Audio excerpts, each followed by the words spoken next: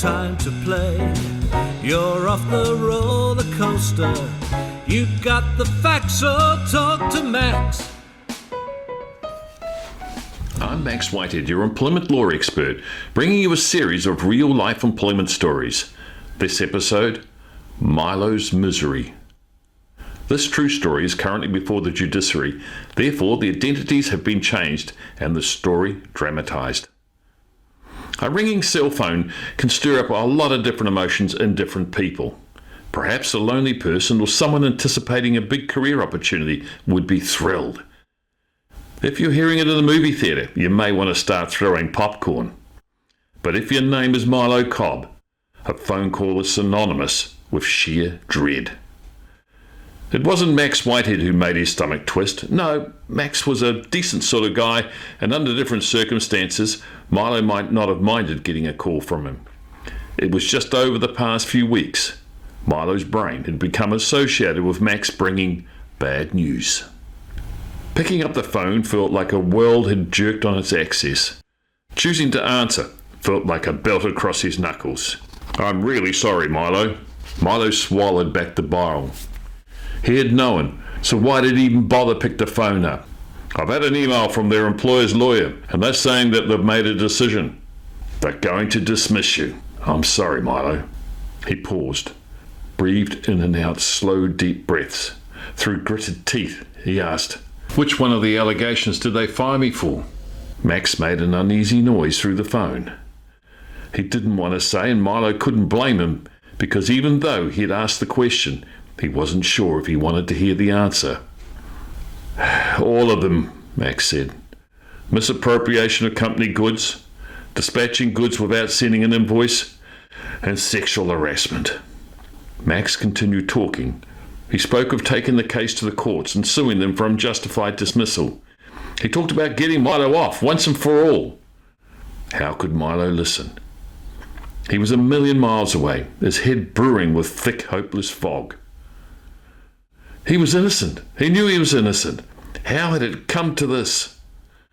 Milo was considered a real whiz kid by the company's old owner, allowing him to manage the business for over a year in his absence. He said Milo's decision-making skills were sharp and on target. Despite his smart thinking and keenness, the manager appreciated most of all his ability to portray a mild manner so people weren't intimidated by his authority. His old manager used to say, "People often underestimate you, Milo, and it works for us." They were a small and powerful team, cranking out enough sales to make them smile at the end of the day. Like most well-oiled machines, the staff all got along fine. At least, that's what Milo thought. Time to play. You're off the roller coaster. You got the facts, so talk to Max. A few weeks earlier, Ryan, the new business owner, delivered the sexual harassment allegations as efficiently as executing a sale. "Katrina says you've touched her without consent. This is completely unacceptable. We have to investigate this further. Go home now and we'll send you a letter." Milo was out the door in suspension before he could even process what had just happened. Home on full pay. Back at home, Milo didn't even want to think about what had just happened. He'd had to tell his wife, of course, and his stomach tightened at the thought. He had no idea how she would react. He didn't know how to react himself. Would she feel betrayed? Cry? Milo wouldn't blame her. He knew he would be furious if the positions were reversed. Even so, he put his head in his hands. This was a lie. Nothing had happened. Little did he know, home would become an absolute safe haven. His wife was a genius. He knew she was smarter than he was. She was quick to figure it out. She promised, rubbing his shoulder, "We can get through this. Good legal representation, and we can squash this thing once and for all." So Milo took his suspension as a time for fortification. He kept his spirits up, coaching his son's rugby team and getting coffee with the other parents. But otherwise, he was working with his representative, Max Whitehead, and cooking up a response to the allegations that he would rather avoid. They prepared a video in Max's office, going over innocent accidental brushes in the workplace, knees brushing knees, or a hand on the shoulder that Katrina could have misinterpreted as being more sinister. The day came for the disciplinary meeting. Milo felt confident, armed with a representative and a written explanation for his supposed actions. After gathering more information about the allegations, he could see they were flimsy at the best. Katrina wasn't even the one who'd made the claims against Milo. Rather, it was another employee, Madeline Roswell, from the warehouse. It was her boyfriend who'd made the allegations. And it turned out he also had a history with the police for making serious, bogus claims regarding another person. This had even made the New Zealand Herald. Seems him and Madeleine enjoyed destroying people's lives. With that in mind, Milo could see no reason for the allegations to stand, at least not without heavy investigation. The employer insisted that the disciplinary meeting was hosted at their lawyer's office. It was in a high-rise in the flashiest part of the city. There were suited lawyers strutting about with bleak corridors, with a look on their face to say, "Don't you dare talk to me, let alone look me in the eye." The room was bleak and frosty with air condition. No greetings, no niceties, straight to business. Max and the lawyer and the company director agreed to record the meeting for safety. Milo later realised that this was rather a good idea, as the lawyer's hostile behaviour could be laid to bear to all if it was necessary. Right off the bat, the lawyer called to Milo a sexual predator, a pervert, an adulterer. Max was quick to leap to Milo's defence. But to be honest, Milo felt like the world was falling out from underneath him. The words this lawyer was using made him feel like a criminal. This wasn't a meeting, it was more like an interrogation. And from the way the lawyer was talking, Milo felt that he'd be leaving this office in handcuffs. "You had sexual relationships 5 years ago with Frida, who also was a vulnerable female employee, didn't you?" Milo's anxiety lifted, as did the tone of his voice, and he glanced to Max. "No," he said, "absolutely not. I would never do that sort of thing." His breathing increased, and he was spluttering. His face was hot. Max had to prompt him to calm down. The lawyer and Max went backwards and forwards until eventually it was concluded that it was a sales rep who was having sexual relationships with Frida all those years ago. Milo would be lying if he'd said he hadn't gotten a smug sort of satisfaction out of that. 2 full hours of bombardment with ridiculous questions and blatant name-calling before the meeting was finally called to a close, with the sexual harassment allegations put on hold. He had told himself in the car on the way home that it couldn't get any worse than it already was. Time to play. You're off the roller coaster. You got the facts, so talk to Max. Milo had taken the children to school and was driving home to face another long day by himself. Suddenly, the phone rang. Milo glanced at it and saw it was Max. "There's a new allegation. They say you've been misappropriating company products, whatever that means." "Christ," Milo said, "I can't believe this is happening to me." They had to go through the same round of terse emails, another round of hostile conversations and interrogations, disguised as meetings. Milo knew he'd been totally transparent with everything he did with the company products. The goods were cheap as chips, so he saw no problem in gifting a few samples to regular customers or clients he thought might be dishing out big orders at a later date. He'd even on occasions gifted some to good causes. He'd made no secret of this and had told his manager, his colleagues, and the folks in the office around him, and he'd said this in a meeting. Max questioned the manager and asked if he knew about the gifting. The manager finally admitted sheepishly that perhaps Milo had said something. Max accused the manager of providing implied consent, as he was aware of the gifting and had chosen not to comment or stop Milo, thereby consenting to Milo's gifting.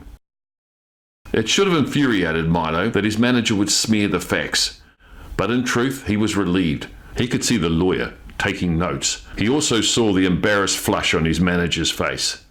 Milo could see the scales were again slowly tipping in his favour. How could he possibly be disciplined if his employer had consented to it? After the meeting, Milo and Max went to the cafe for a calming cup of coffee.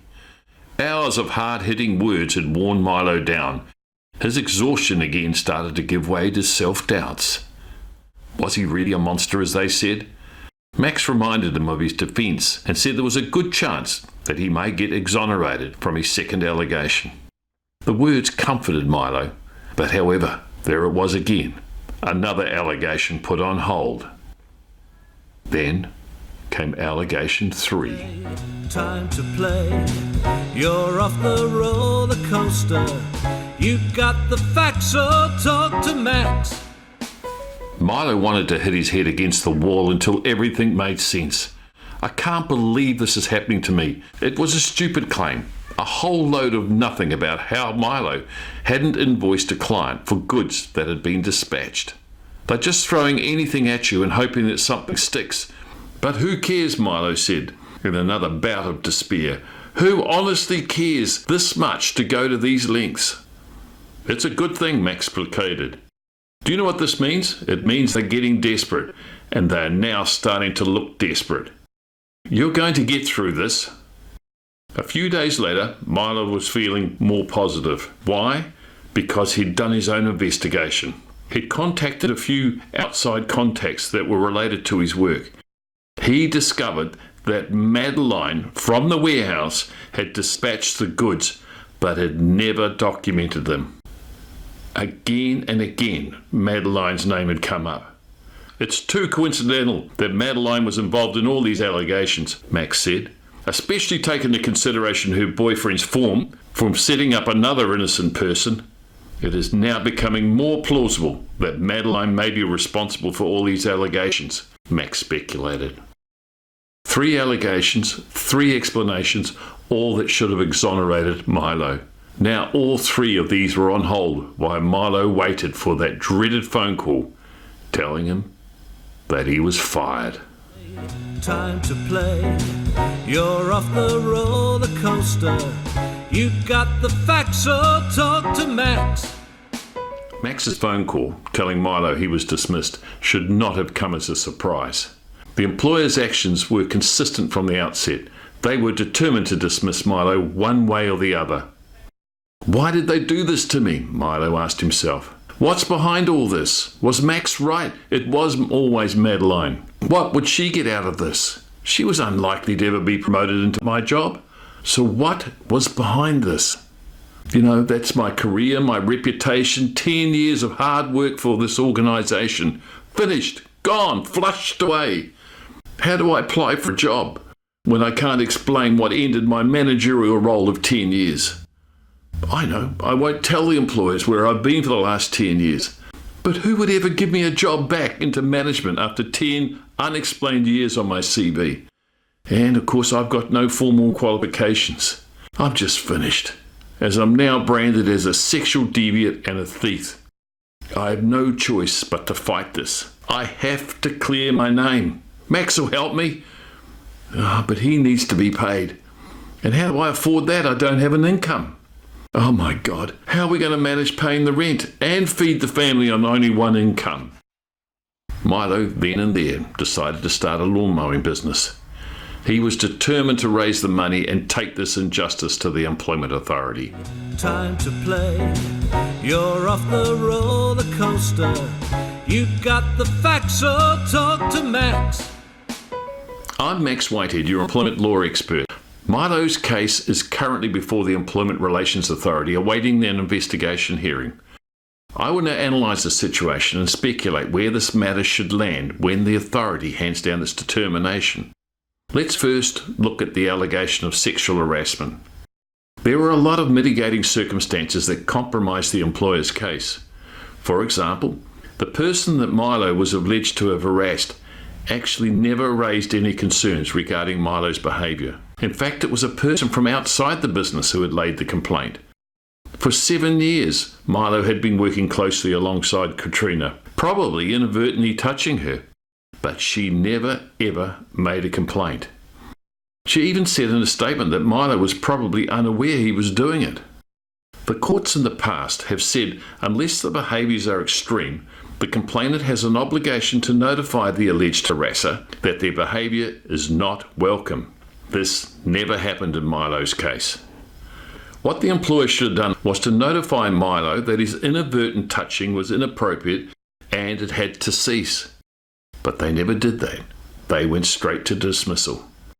That's the reason why, in our view, the sexual harassment allegation would not justify dismissal.